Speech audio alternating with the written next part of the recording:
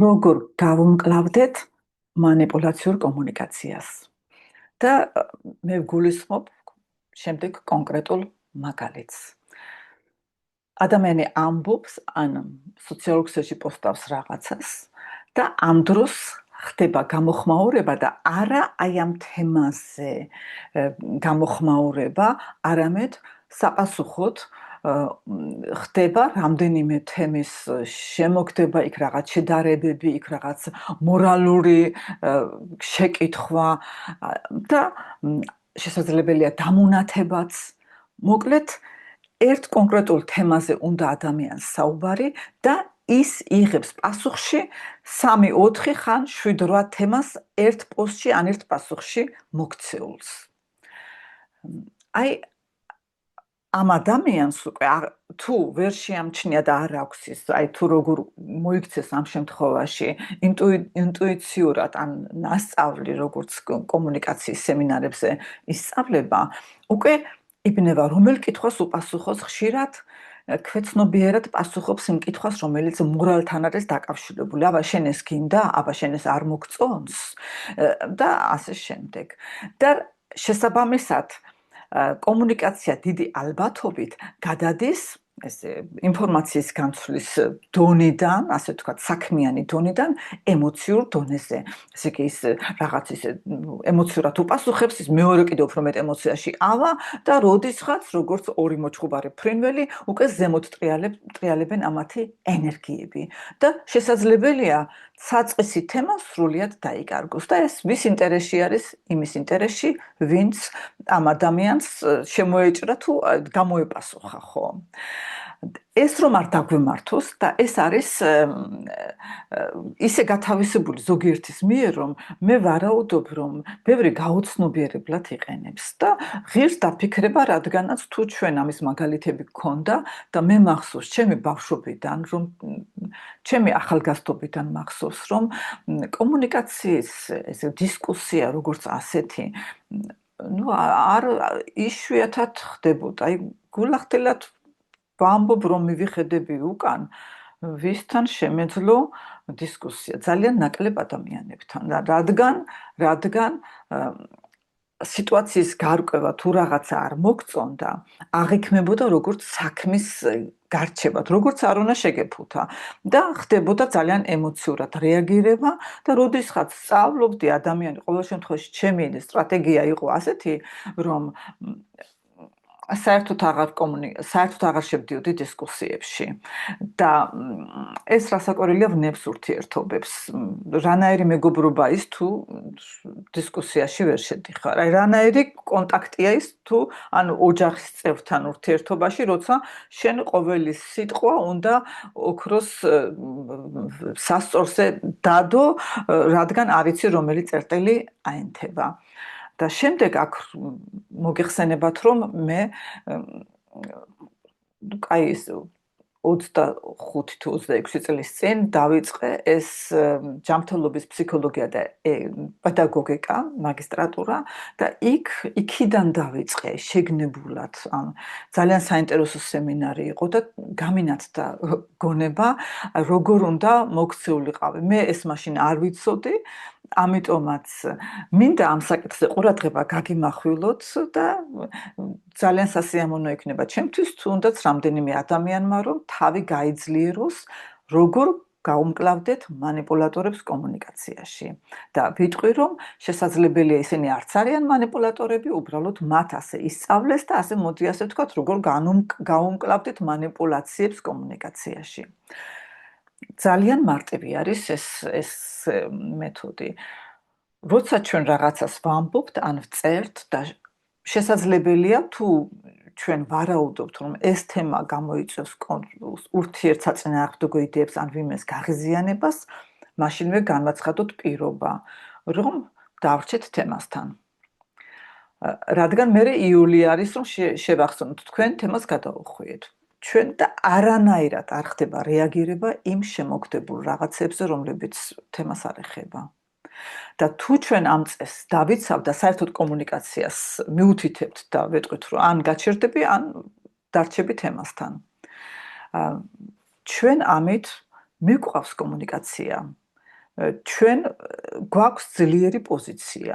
ანუ არ წამოვეგებით იმ ანკეს, რომ რაღაცა მორალურში, რაღაც ემოციურში, რაღაც ისტორიებში, რომლებიც ჩვენ არ ვიცით და რაღაც ტრაგიკული ისტორიებში, რომლებიც ვითომ შეიძლება მართალი იყოს, შეიძლებაც იყოს მართალი, მაგრამ ძალიან ბევრი ტყუილი იწერება.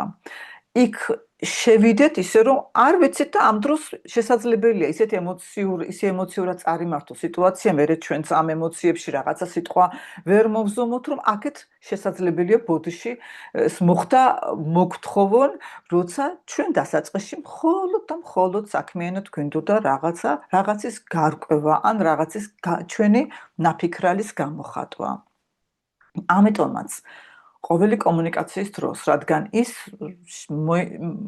შესაძლებელია, როგორც ეს მოციქციკე ბომბი ისე აფეთქდეს, ყოველი კომუნიკაციის წინ ჩვენ თავს ვეუბნებით, რომ აი ეს არის ჩემი წესები. მე და შემოვიდა რაღაცა გამოხმაურება ან ვიღაცასთან საუბრობთ, გვინდა საქმის სიტუაციის გარკვევა, იქაც უნდა ვთქვათ, რომ ჩვენ საუბრობთ თემაზე და არა რაც 10 წლის წინ მოხდა და ეს არის საქმის ჩვენი ურთიერთობის გარკვევა და არა საქმის გარჩევის სიტუაცია. და ამ აუცილებლად ვაკონტროლებთ თუ რაც ითქვა შეესაბამება თემას თუ არა. თუ არის ემოციური ან შინაარსობრივი გადახვევები და ეს გადახვევები შეიძლება ისეთი დრამატული იყოს, აი თქვენ დააკვირდით უბრალოდ შედით სოციალურ ქსელში ან გაიხსენეთ თქვენი თქვენ ცხოვრების სიტუაციები, რომ შეიძლება ადამიანი ძალიან გაუცდეს საიდან სადაო. აქაც ორი მიზეზი არსებობს. ხშირად არის რომ ასოციაციები, აი რაღაცა ითქვა, ამ დროს მე მაქვს ასოციაცია, რაღაც მოგონება გამეხვიცა. და არ გამოვრიცხავ ასევე რასაკვირველია შეგნებულ манипуляციას, იმიტომ ის ვინც ამას აკეთებს, ის სწავლობს რომ ეს მუშაობს. და ამიტომაც დარჩი თემასთან რჩებით თქვენ, თემას გადაუხვიეთ. ჩვენ არ ვსაუბრობთ ამ თემაზე, რაც მან შემოაგდო. ჩვენი თემა არის ეს. დანარჩენი შეწყვეტეთ აი კატეგორიულად ძალიან მტკიცეთ, უნდა მართოთ კომუნიკაციის სადავეები. ეს არ იქნება სამსახური, იქნება ოჯახი და ასევე ურთიერთობები და თუნდაც უცხო ადამიანებთან სოციალურ ქსელში. რადგან როცა ჩვენ ყოველგვარი რაღაც განზრახვების გარეშე, რაღაცა გვაწუხებს, რაღაცის გამოხატვა გვინდა, რაღაცა ჩვენი აზრი გვინდა დავაფიქსიროთ. ეს არის ჩვენი უფლება.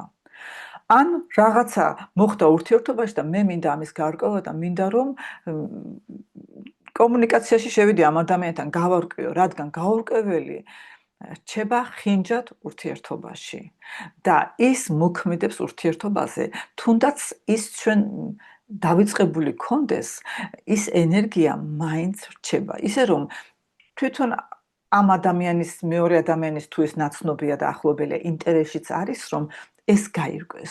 თუ თქვენ ახლობლები გყავთ, რომელთანაც კომუნიკაცია არ შეგიძლიათ, მაშინ ნათესავებს არ ირჩევენ, მაგრამ თუ ეს მეგობრად თვლით, მაშინ უნდა თავს ჩაეკითხოთ, რანაირი მეგობრობაა ეს. რას გაძლევთ ეს მეგობრობა, თუ თქვენ ელემენტარული კომუნიკაცია, ელემენტარული დისკუსია მეგობართან არ შეგიძლიათ. შესაძლებელი არ არის.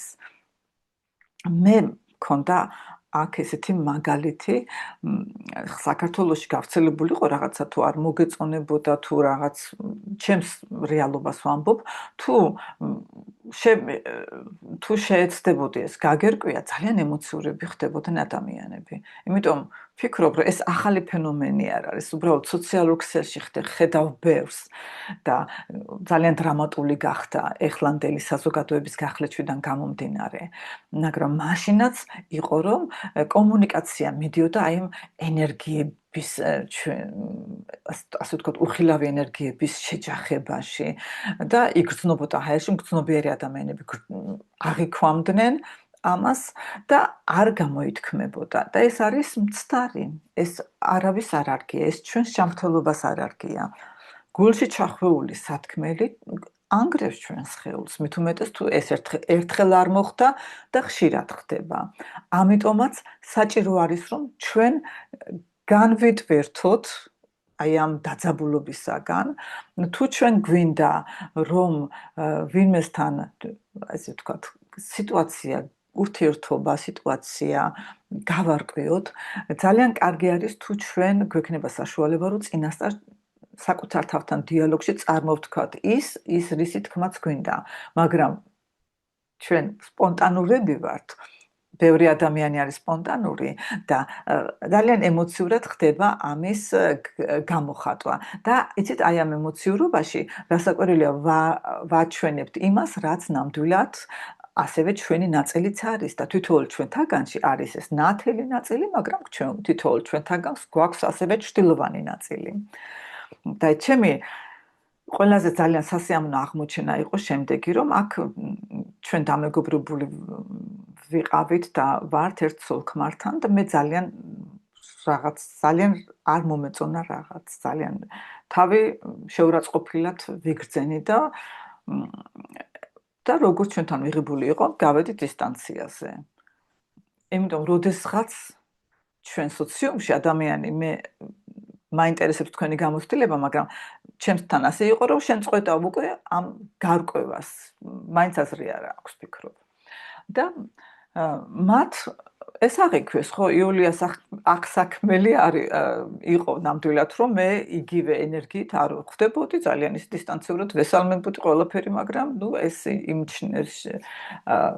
ამას ეს შეამჩნიეს და აქაური არტემისის და აპოლონის პირდაპირობით მკითხეს, რომ რამე ხო არ მოხდა, მოთხარი კი, ნამდვილად და კარგია რომ მეკითხებით, მეთქი მინდოდა ამაზე საუბარი და ჩვენ ვისაუბრეთ და აი აქაც ამ საუბრის სიტუაციის გარკვევის უპირველესი კარგად გარკვევის, პოზიტიურად გარკვევის პირობა არის, რომ ჩვენ საუბრობთ მე აი ჩემი პოზიციიდან.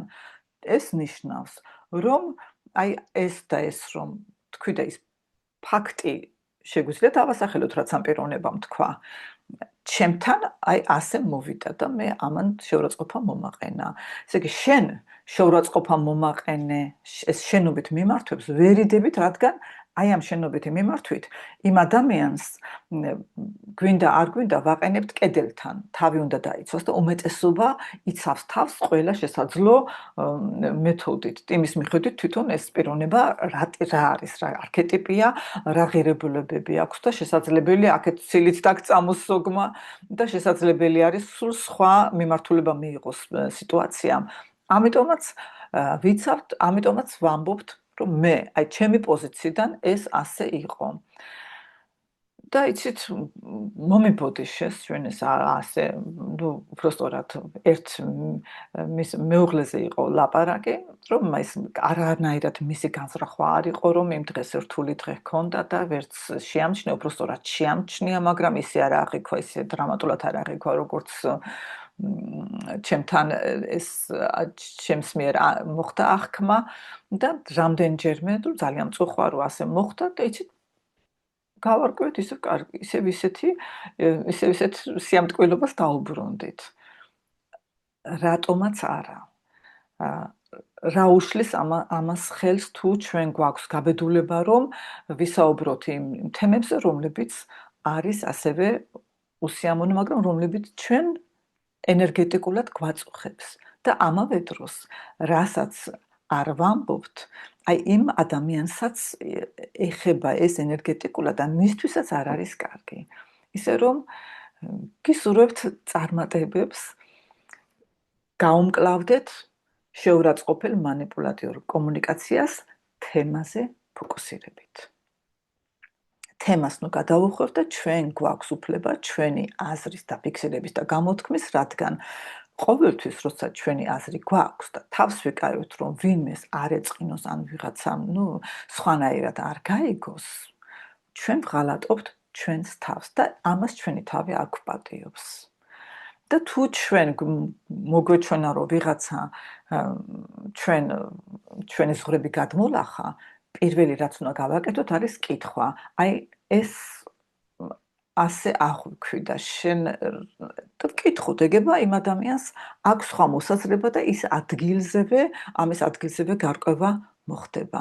ისე რომ დადებითი კომუნიკაცია არის ჩვენი ჯანმრთელობის საწყისი, ჩვენი ჯანმრთელი ურთიერთობების საწყისი და აი გისურვებთ ყველგან ჯანმრთელ ურთიერთობებს და ეს არის ჩვენს ხელში. ავიღოთ პასუხისმგებლობა ჩვენს კომუნიკაციაზე და გამოვიყენოთ ჩვენს ხელში არსებული ძალაუფლება იმისათვის, რომ ჩვენი კომუნიკაცია გარესამყაროსთან იყოს მიზანმიმართული, რომ ჩვენი საზღვრები დავიცვათ და ამავე დროს მივცეთ აი თემაზე ფოკუსირებით, რომ ჩვენ ვრჩებით თემასთან, ასევე ადამიანებს, რომლებიც აი ამ ჩვენს ზღვრებს შესაძლებელია გაუცნობიერებლად არღვევენ, მათაც რაღაც დადებითი გავუკეთოთ, იმიტომ ერთხელ იტყვით, ორჯერ იტყვით, კიდევ სხვაგანაც ეტყვიან და უკვე ვსწავლობთ ყველა ცხოვრების ბოლომდე, ვსწავლობთ ყოველთვის და აი ამას უსურვებს ყველას.